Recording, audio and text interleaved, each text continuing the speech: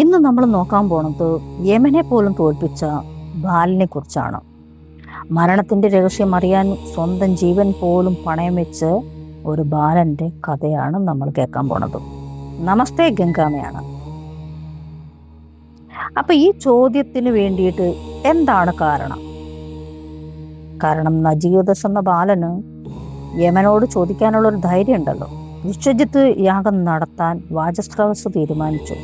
അങ്ങനെ എല്ലാത്തിനും ദാനം ചെയ്ത് അവസാനം തൊഴുത്തിൽ കിടക്കണ പശുക്കിടാങ്ങളും ജീവനില്ലാത്ത പശുക്കൾ, അതായത് തീരെ ശോഷിച്ച പശുക്കൾ, പാലില്ലാത്തത്, കറവില്ലാത്തത് പശുക്കിടാങ്ങള്, ഇവറ്റിനെല്ലാം ദാനം ചെയ്യാൻ തുടങ്ങി വെക്കുമ്പോൾ ഇത് കണ്ട് ബാലനായ നചികേതസിന് ഒരു സംശയം. ഇത് യഥാർത്ഥത്തിലുള്ള ധർമ്മമാണോ ഈ ദാനം? കാരണം ജീവനില്ലാത്തവ, പ്രസവിക്കാത്തവ, ശോഷിച്ചവ, കിടാങ്ങൾ, ഇതൊക്കെയാണ് ദാനം ചെയ്യണത്. ഇത് കണ്ടിട്ട് നചികേതസ് പിതാവിനോട് ചോദിക്കുകയാണ്, പിതാവേ, എന്നെ ആർക്കാണ് ദാനം ചെയ്യാൻ പോണത്? ഇത് 2-3 അല്ല പലതവണ അങ്ങനെ ആവർത്തിച്ചപ്പോൾ നചികേതസിന്റെ പിതാവായ വാചസ്ത്രവസിന് ദേഷ്യം വന്നു. അങ്ങനെ വാചസ്ത്രവസ് പറയും, നിന്നെ യമന് ഞാൻ ദാനം ചെയ്യും. അങ്ങനെയാണ് യമലോകത്ത് പോയിട്ട് എന്ത് ചോദിക്കാൻ തയ്യാറായത്? മരണത്തിന് ശേഷം എനിക്ക് എന്ത് സംഭവിക്കും? ഒരു വ്യക്തി മരിച്ചാൽ എന്ത് സംഭവിക്കണമെന്ന് ആ വ്യക്തി ഒരിക്കലും അറിയാൻ ആഗ്രഹിക്കുന്നില്ല, തീരുമാനിക്കുന്നില്ല. അവിടെയാണ് ഈ ബാലനായ നചികേതസ് യമലോകത്തേക്ക് പോയത്. യമലോകത്ത് പോയപ്പോഴോ യമൻ ഈ കുട്ടിയെ കണ്ടിട്ട് 3 ദിവസം മാറിയിരുന്നു. കാരണം യമന്റെ മുമ്പ് പെട്ടാൽ എന്താണ് ഉണ്ടാവുമെന്ന് നമുക്ക് എല്ലാവർക്കും അറിയാലോ. അങ്ങനെ യമൻ 3-ാമത്തെ ദിവസം കഴിഞ്ഞ് 4-ാമത്തെ ദിവസം ഒരു വിപ്രൻ വന്നിട്ട്, വിപ്രൻ എന്ന് പറയുമ്പോൾ ജ്ഞാനി വന്നിട്ട്, അല്ലെങ്കിൽ ഒരു ബ്രാഹ്മണൻ ബാലൻ വന്നിട്ട് വീട്ടിൽ വന്ന് പട്ടിണി കിടന്നിട്ട് അലഞ്ഞിട്ടുണ്ടെങ്കിൽ അതിന്റെ ശാപം മൂലം നമുക്കും അത് ബാധിക്കുമല്ലോ എന്ന് വിചാരിച്ചിട്ട് 4-ാമത്തെ ദിവസം യമൻ വന്നിട്ട് കുട്ടിയോട് ചോദിച്ചു, എന്തിനാണ് നീ വന്നത്? അപ്പോൾ നീ 3 ദിവസം എനിക്ക് വേണ്ടി കാത്തിരുന്ന കാരണം കൊണ്ട് നിനക്ക് ഞാൻ 3 വരങ്ങളെ തരാം. അപ്പൊ 3 വരങ്ങളെ തരാന്ന് പറഞ്ഞപ്പോ ആദ്യ വരം ചോദിച്ചു, എന്റെ പിതാവ് എന്നെ കാണുമ്പോൾ കോപിക്കരുത്, ദേഷ്യപ്പെടരുത്. അപ്പൊ യമൻ പറഞ്ഞു, വിപ്രനായ നിന്നെ കാണുമ്പോൾ ആരും കോപിക്കില്ല. കാരണം യമനെ പോലും തോൽപ്പിച്ചുല്ലോ. യമന്റെ മുമ്പിൽ നിന്ന് രക്ഷപ്പെട്ട ബാലനെ ആര് കണ്ടാലാണ് കോപിക്കുക? അപ്പൊ നിന്നെ കണ്ടാൽ ആരും കോപിക്കില്ല എന്ന് പറഞ്ഞു. 2-ാമത്തെ വരം ചോദിച്ചത് അഗ്നിചയനാണ്. അഗ്നിചയനത്തിനെ കുറിച്ചുള്ള കൃത്യമായ കാര്യങ്ങളെല്ലാം ആര് പഠിപ്പിച്ചു കൊടുത്തു? യമൻ കുട്ടിക്ക് പഠിപ്പിച്ചു കൊടുത്തു. അങ്ങനെ ആദ്യ സ്വരൂപമായ അഗ്നിയെ പറ്റിയും അഗ്നിചയനത്തിന് ഇഷ്ടിക വെക്കേണ്ട രീതികളെ പറ്റിയെല്ലാം യമൻ പറഞ്ഞു കൊടുത്തു. ഇത് കേട്ടപ്പോൾ നചികേതസിന് വളരെ സന്തോഷമായി. പിന്നീട് നചികേതാഗ്നി എന്ന പേരിലാണ് അഗ്നിഹോമം, അതായത് ഹോമാഗ്നിയെ അറിയപ്പെടാൻ തുടങ്ങിയതെന്നാണ് ഗ്രന്ഥങ്ങൾ പറയണത്. പിന്നെ 3-ാമത്തെ വരം ചോദിച്ചോളാൻ പറഞ്ഞു. ഇനി നിനക്കൊരു വരം കൂടി ഞാൻ തരാം, അതും കൂടി നീ ചോദിച്ചോളൂ എന്ന് പറഞ്ഞു. അങ്ങനെ 3-ാമത്തെ വരം കേട്ടപ്പോൾ യമൻ പോലും ഞെട്ടിപ്പോയി. കാരണം മരണശേഷം എന്ത് സംഭവിക്കുമെന്നായിരുന്നു നചികേതസ് എന്ന ബാലൻ ചോദിച്ച ചോദ്യം. ഈ ചോദ്യം കേട്ടപ്പോൾ യമൻ അതിന് ഉത്തരം പറയാൻ തയ്യാറായില്ല. കാരണം ഇത് ദേവന്മാർക്ക് പോലും ഈ ചോദ്യം അപ്രാപ്യമാണ്. ഈ ചോദ്യത്തിന്റെ ഉത്തരം ദേവന്മാർക്ക് പോലും അപ്രാപ്യമായ കാരണം കൊണ്ട് യമൻ ആദ്യം മൗനം പാലിച്ചു. കുറെ ഓഫറുകൾ വെച്ചു. അതായത്, നിനക്ക് സുന്ദരിമാരായ സ്ത്രീകളെ തരാം, രാജ്യം തരാം, സ്വർണം തരാം, കുതിരകളെ തരാം. അങ്ങനെ ഒരുപാട് ഓഫർ വെച്ചപ്പോഴും നചികേതസ് എന്ന ബാലൻ പറഞ്ഞത്, ഇതെല്ലാം നശ്വരമാണ്, നശിക്കുന്നതാണ്, അനശ്വരമായിട്ട് നിലനിൽക്കുന്നതല്ല, ഇതെല്ലാം നശ്വരമാണ്. നമ്മളാണെങ്കിൽ എന്താ പറയുക, ആദ്യം കേൾക്കുമ്പോൾ സ്വർണം തരാ, വെള്ളി തരാ, പാൽപ്പുഴ തരാ, അത് തരാ, ഇത് തരാ, പഞ്ചാമൃതം തരാ എന്നൊക്കെ പറഞ്ഞു കഴിഞ്ഞാൽ നമ്മൾ വീടില്ലേ. മനുഷ്യൻ എന്ന് പറയുന്നത് ഇതാണ് മനുഷ്യന്റെ വിവേചന ബുദ്ധിയും വിവേക ബുദ്ധിയും മനസ്സിലാക്കേണ്ടത്. ഇത് ധ്യാനമാർഗത്തിന് ഒരു സാധൂകരിക്കാൻ വേണ്ടിയിട്ടാണ് ഗംഗാമ്മ ഈ വീഡിയോ ചെയ്യണത്. നമ്മൾ എന്ത് ത്യജിക്കണം, നമ്മൾക്ക് ഏതാണ് സ്വീകാര്യം എന്നറിയാൻ വേണ്ടിയിട്ടാണ് ഈ വീഡിയോയിൽ ഞാൻ ഇങ്ങനെ പറയാൻ കാരണം. അപ്പൊ നമുക്ക് ഓഫർ കേട്ടാൽ നമ്മൾ കേട്ടിട്ടില്ലേ, പ്രത്യേകിച്ച് കേരളീയര് എവിടെയെങ്കിലും ഒരു ഓഫർ ഉണ്ടെന്ന് കേട്ടാൽ അവിടെ ചാടി വീണത് കണ്ടിട്ടില്ലേ? പലരുടെയും ശ്രദ്ധിച്ചിട്ടില്ലേ? ഓഫറിന്റെ പിറകെ ഓടുന്ന ആൾക്കാർ പ്രത്യേകിച്ച് മലയാളികളാണെന്ന് എനിക്ക് തോന്നി. കാരണം കൊണ്ട് തന്നെയാണ് അത് പറയണം. കാരണം ഇവിടെയാണ് ഇത്ര ഓഫറുള്ളൂ കേരളത്തിൽ, വേറെ എവിടെ പോലും ഇത്ര ഓഫറുകൾ കാണില്ല. അപ്പോൾ ഈ ഓഫറുകളെല്ലാം നചികേതസ് നിരാകരിച്ചു.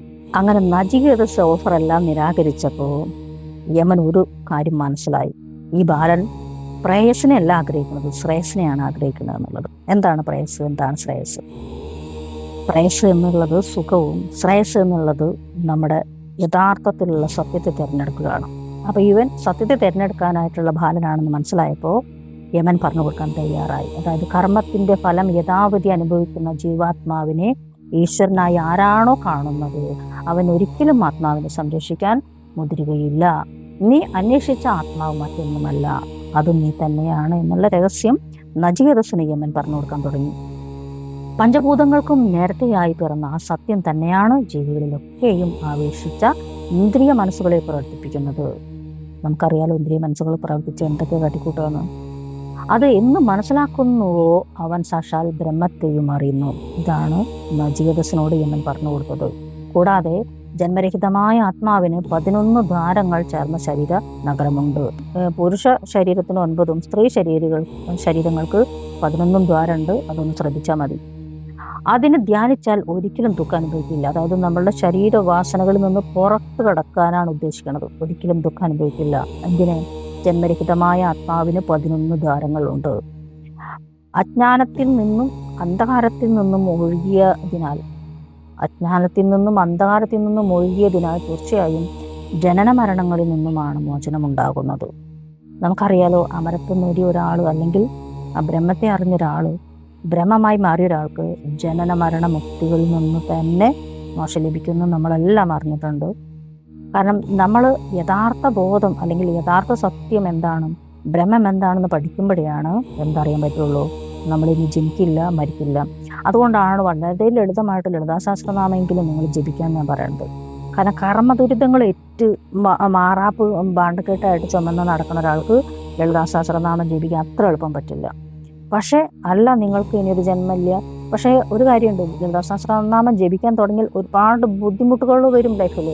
അതൊക്കെ കണ്ടിട്ട് ഭയന്നിട്ട് അവിടെ വെച്ചിട്ട് ഓടാതെ വീണ്ടും വീണ്ടും അതിനോട്, കാരണം ആ ഒരു ജീവൻ മുക്തി വരണമെങ്കിൽ എന്തെങ്കിലും ഒരു ദീക്ഷ വേണമെന്നറിയാലോ.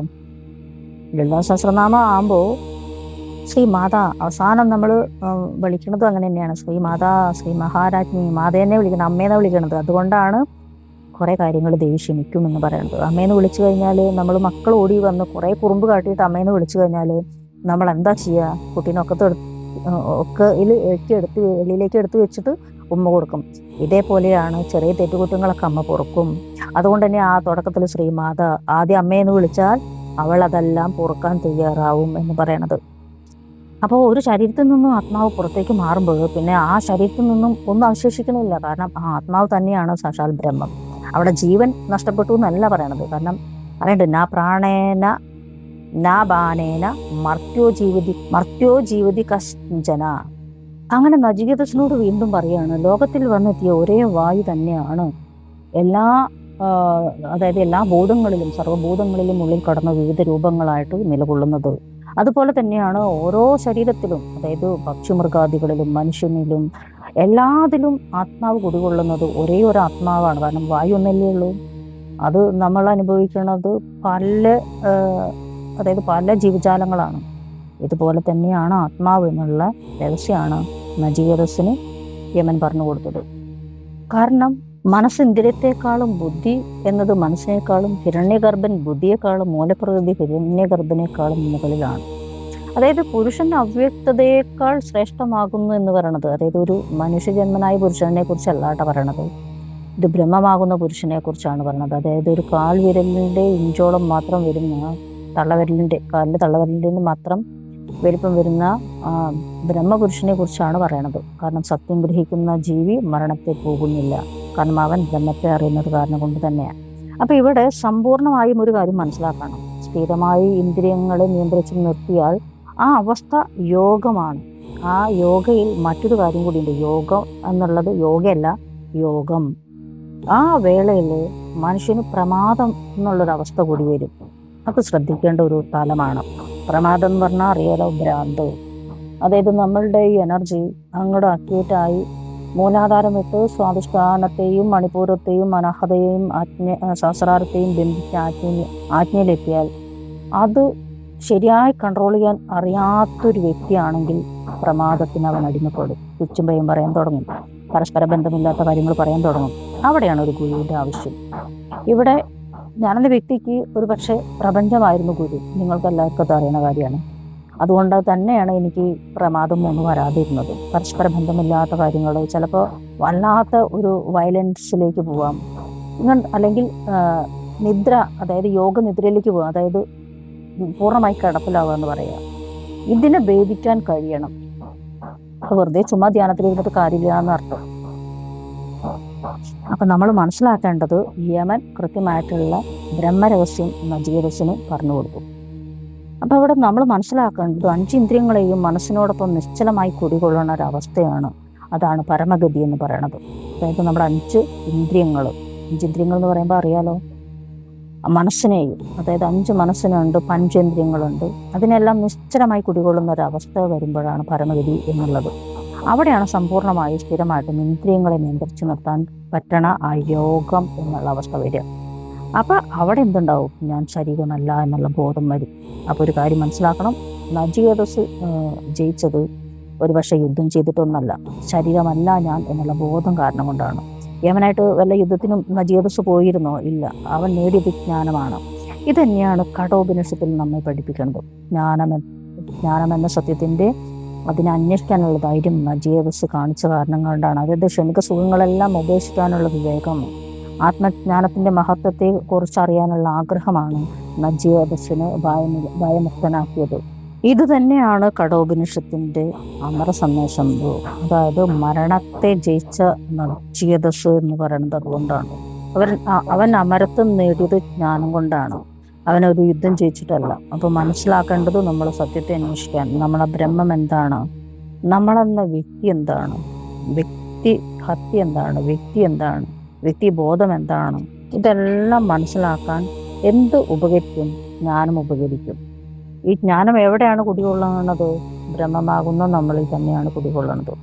ഇത് മനസ്സിലാക്കാൻ അതിന് വേണ്ടിയിട്ടാണെന്ന് നചികേതസിന്റെ കഥയായിട്ട് ഗംഗാമ വന്നത്. അതുകൂടാതെ അമരത്വം സ്വീകരിക്കാൻ വേണ്ടിയിട്ട് ഉള്ള ചില ഗുപ്തമായ കുറച്ച് കാര്യങ്ങളും കഠോപനിഷത്തിൽ വിശദീകരിക്കുന്നുണ്ട് യമൻ. അതെനിക്കിങ്ങനെ പബ്ലിക്കായിട്ട് പറയാൻ ബുദ്ധിമുട്ടുണ്ട്, അത് പറയാൻ അനുവദനീയവുമല്ല. ഇത് ഗുപ്തമായിട്ടിരിക്കണം ചില കാര്യങ്ങളാണ്. അപ്പൊ ഇഷ്ടപ്പെട്ടാൽ ഒന്ന് ലൈക്ക് ചെയ്തോളൂ, കമന്റ് ചെയ്തോളൂ, ഷെയർ ചെയ്തോളൂ. ഇതൊരു പുതിയൊരു അറിവാണെങ്കിൽ നിങ്ങൾ കമന്റായിട്ട് രേഖപ്പെടുത്തൂ. കാരണം നചികേതസ് എന്ന ആ ബാലന് ഉണ്ടായ ധൈര്യം നാം എന്ന വ്യക്തികൾക്ക് ഇല്ലാതിരിക്കുന്നതാണ് വലിയ ബുദ്ധിമുട്ട്. കാരണം നമ്മൾ പാശബന്ധിതമാണ്.